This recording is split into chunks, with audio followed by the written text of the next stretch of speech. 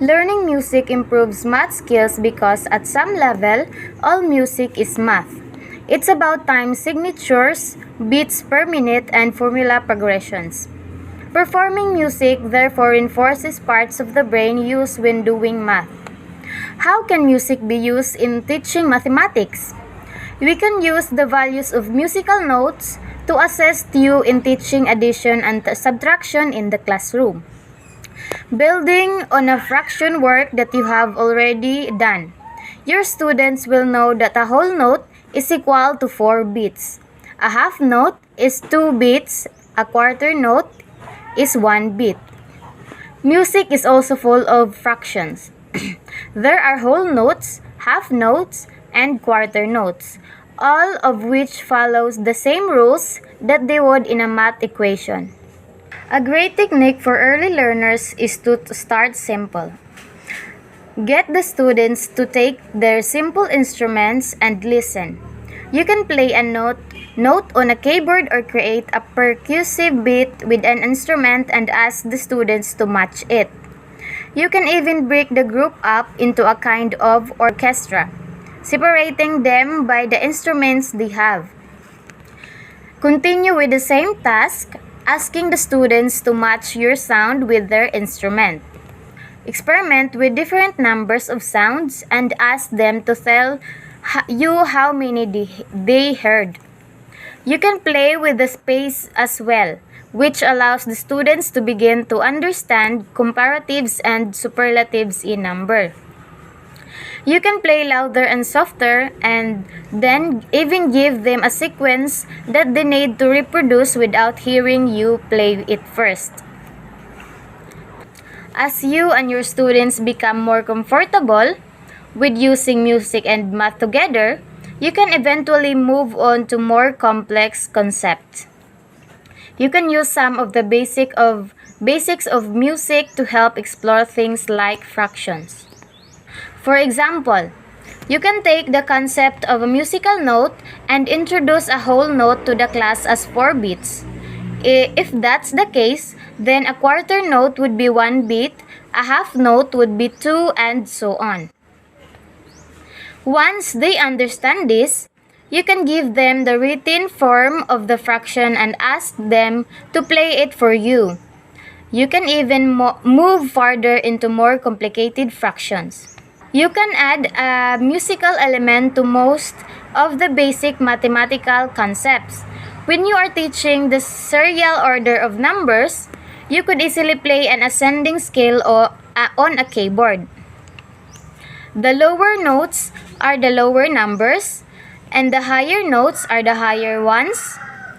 The students then associate with the pitch going up with the number rising and going down with the number decreasing.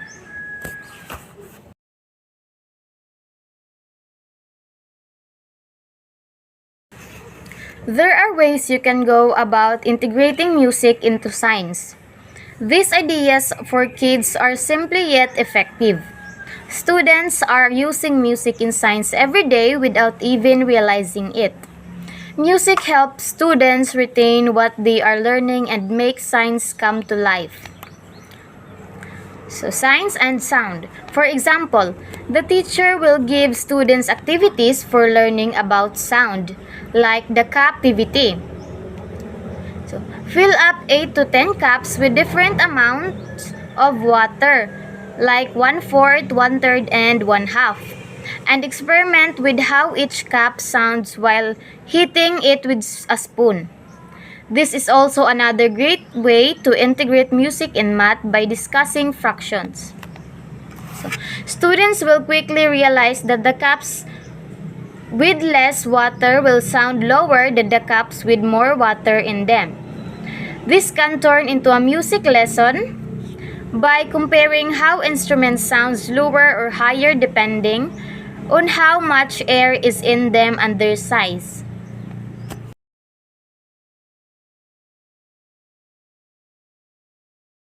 Music can play a very significant role in a foreign language classroom. It is an amazing tool for helping students to acquire language as well as stimulating students' brains improving their memory and bringing lots of joy. Before you play any music, start with a survey to find out students' favorite types of music. If you teach younger levels, try to use songs with repetitive verses which are easy to understand, bearing in mind that more advanced students can feel bored with repetitive lyrics. Songs can also serve as a springboard for discussing a particular grammar point. One way is to ask your students to look through the lyrics and find some examples of a grammar structure. If you teach adjectives, try to choose songs with lots of adjectives in the lyrics, such as like as everything at once.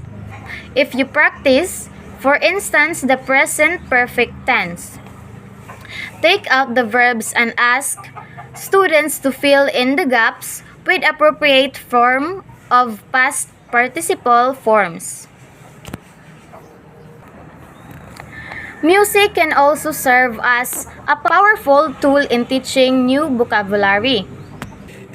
One activity is to play some soft classical music and ask the students to write down the adjectives that come to their mind.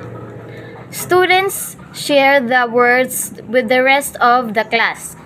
If you teach more advanced learners, you can ask them to discuss the difference in meaning between some of the words. Next, you can play some different type of music like reggae, rock, etc. and elicit some other words from students.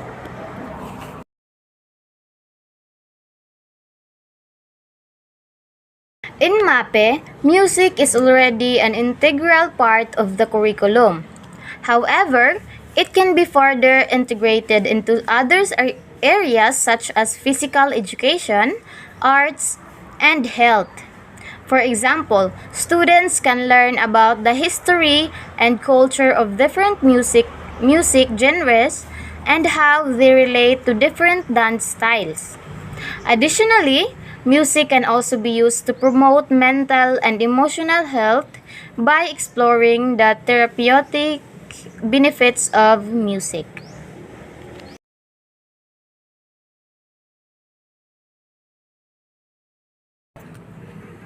In Filipino subjects, music can be used to teach cultural and historical concepts such as folk songs, traditional dances, and national anthems. Students can learn about the different regions of the Philippines and how their music and dance styles reflect their unique culture and traditions.